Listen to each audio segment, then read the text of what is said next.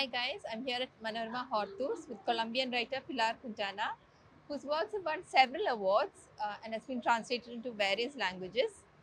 And her latest book is called Blackest Night, which is about a young woman called Rosa who lives an isolated life in the jungle as the darkest night of the month approaches.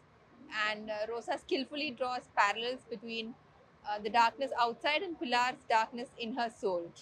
And the darkness becomes a metaphor for fear, loneliness, alienation, paranoia.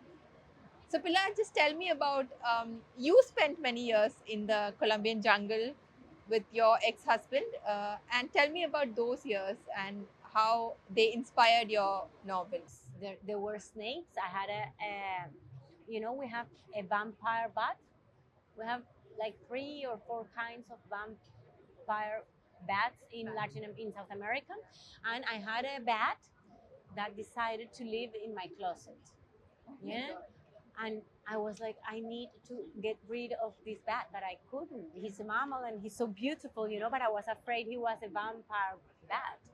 And and there were very dangerous snakes, uh, big tarantulas, which I love them, and they're nice, a lot of animals, yeah.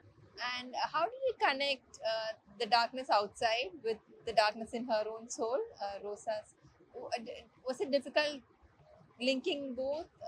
Was it challenging? How did you do it? Well,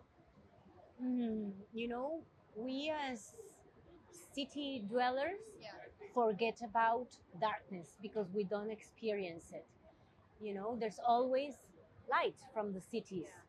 When you go to live far away from the city, you reconnect with the moon and the stages of the moon, the phases of the moon. Yeah. So Rosa, for the first time, she is seeing that when the moon's out, you have a lot of light. Yeah. But as it dwindles, Yeah. the nights become darker and darker. Yeah. And as the husband leaves, the novel starts on a Sunday and it finishes on a Wednesday when there's the new moon and there won't be any light at all. Yeah. So the nights start getting dark. She's in silence. She cannot talk to the neighbors because she doesn't trust them. Yeah, the only noise is the jungle and the sea. And she starts to hear herself. Yeah, her thoughts. And maybe her thoughts, because she's alone, are not kind. Yeah, are not kind thoughts. So there's the darkness outside, but also she's connected with her darkest side. Right.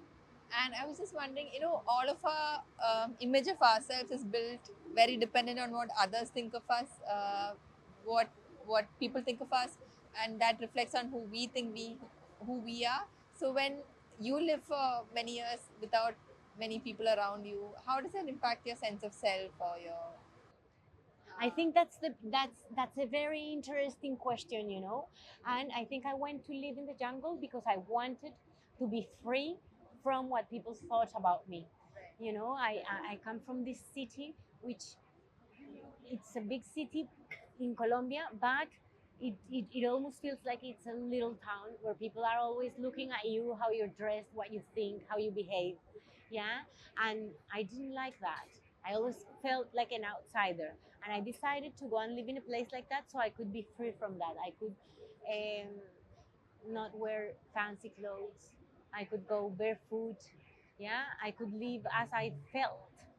Yeah. And I think Was it freeing in that way, liberating in that way? it was, but it's an interesting question because we have this idea Yeah. that when we go to live in nature, we're going to have a simple existence. Yeah. Yeah. And it wasn't simple at all. Yeah. When you see documentaries about animals in the wild, you see that they're slaves because they're always need to be looking for food. Yeah. They don't have peace. They don't rest.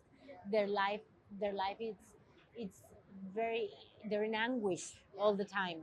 And living in the jungle was a very hard experience.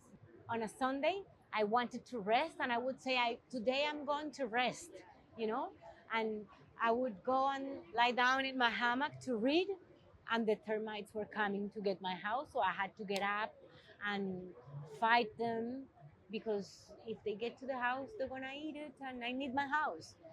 So it was a constant fight. I felt alive, and I felt this fight was real. Yeah, but it was not easy. It was not tranquil existence as I thought living in nature would be. Uh, you spent 5 months here, right? 5 months here many years ago, and Yes. now you're here. Are there any similarities in the lifestyle or life between India and Colombia? As soon as I arrived here, the color of the sky, of the backwaters, even of the sea that I saw from the airplane, it felt like home. The trees you have, I don't know what you call them here, but in Colombia they're called samanes. Yeah, you have mangoes. Mangoes, yeah, we have many mangoes which are from India, but we've adopted them, so it feels a lot like home. Yeah, so nature, it's the same. And it feels like Buenaventura, the city, close to the place where I lived in the jungle. It feels like this, and it also, I'm like, sometimes I'm in the car here looking at a place, and I say that looks like my city, like my hometown. So nature, it's very, very alike. I think also the people look like, some of them look like Colombian, or we look like Indian. Yeah. Right, right. Thank you so much. Thank you. It was a pleasure talking to you. It was Thank you. wonderful. Yeah. Thank you very Thank much. you.